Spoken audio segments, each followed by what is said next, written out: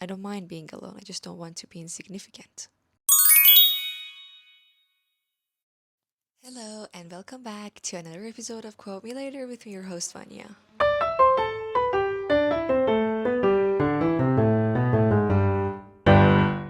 In today's episode, I'm going to talk about my, second favorite TV show of all time, The Marvelous Mrs. Maisel. And here's the quote: I don't mind being alone, I just don't want to be insignificant. This line, wow. If you've seen the show is this dazzling, chaotic, fast talking comedy, but the entire story behind it is about finding your identity, your abilities, and finding yourself. Finding who you are and accepting who you are in a world that doesn't take you seriously is kind of a big deal, right? It's kind of a hard work. And this line hits on something that many of us have felt but rarely say out loud.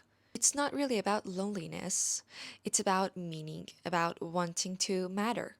In today's world, many of us have felt the feeling of not belonging.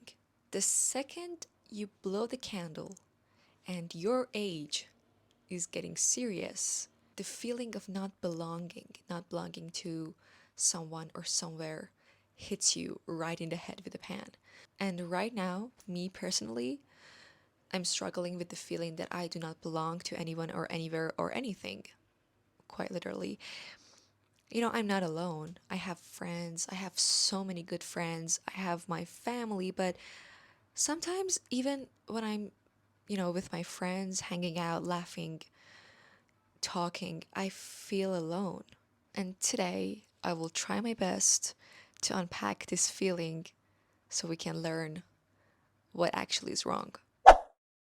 I forgot to give you context. I'm so sorry. This quote is said by the character Susie. Susie is a really special woman. She's a manager and she's grumpy, she's tough, and she's angry all the time.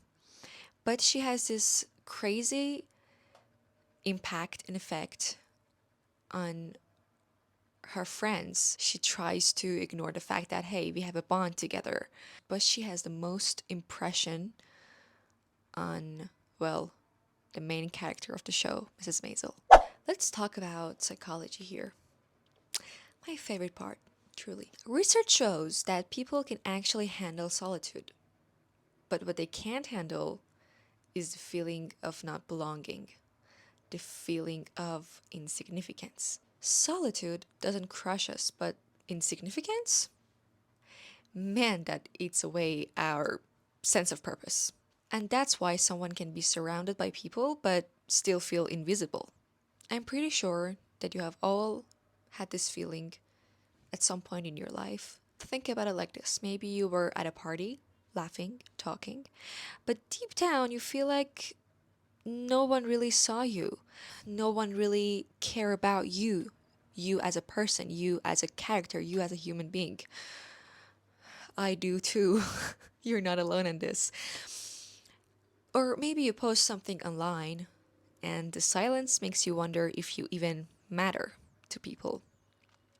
Or maybe in your own family, you love them, but you feel overlooked, like the background character in your own life. In psychology, this connects directly to something called the need of significance. Psychologist Maslow, the pyramid guy, talked about how beyond food, safety, and love, we all need STEAM. You know, the respect, the recognition, the feeling that our existence actually makes a dent in the world. And also Viktor Frankl, I guess, the psychiatrist who survived a Holocaust, went even further. He said the ultimate human motivation isn't power or pleasure, but it's meaning. Without meaning, even comfort feels empty. And now, if you're thinking that, what am I supposed to do to make this feeling go away? We all know that in psychology, there's no right answer for everyone. Like, my answer wouldn't be your answer. But here's a little answer: significance doesn't mean being famous, so you can be recognized. There's no need of doing something monumental. Sometimes it's as simple as showing up for a friend, or creating something that's real, or speaking in your authentic voice. You matter because your presence leaves ripples, even if you don't always see them. Okay, now I'm gonna ask you a question. Where in your life do you already matter more than you realize? I'm pretty sure you matter to someone or somewhere or something that you feel like that it's just a normal, casual thing, but for someone, you are the person. Maybe I don't say it enough, but my best friends, they mean a lot to me. They matter to me more than anything in this world.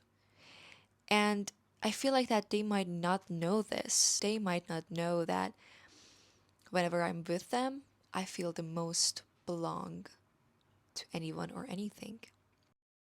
Susie was right. Being alone isn't the scary part. The real fear is being insignificance. And maybe the antidote isn't waiting for someone else to recognize you, but deciding that your life is already too real, too bold, too marvelous to go unnoticed. That's the verdict.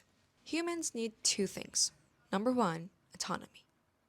And number two, significance. And what are the difference? Autonomy means being okay on your own, and significance means feeling like your life matters. And did you know that the idea of motivation grows when we feel connected and purposeful? So, what did we learn? That you can be alone and still significant through your work, creativity, kindness, or even how you show up for yourself. And the fear of insignificance is actually a sign that you want to live deeply, not just exist. And please remember, the next time you feel like you don't belong, the real question isn't, am I alone? But the question should be reframed as, am I living in a way that feels significance to me? And it's not about the crowd you impress, it's about the ripples you leave behind. So maybe being alone isn't scary. What matters is reframing insignificance, because the truth is, none of us are insignificant. We just forget to notice the ripples we leave behind. Thank you so much for listening to me today. Thank you so much for your time, even your thoughts. And please remember that you are not alone. You are not insignificant. You all matter in someone's life, in someone's story. You matter in your own life. You are the purpose of your own life. You're more than welcome to share your own dilemmas, your own thoughts, your favorite quotes, and your favorite TV shows with me on Instagram. I'll be here every Tuesday, and you can find Quote Me Later with Vanya on Spotify, YouTube, and Instagram. Till next time, take care and goodbye. So what's the verdict? I am an autumn.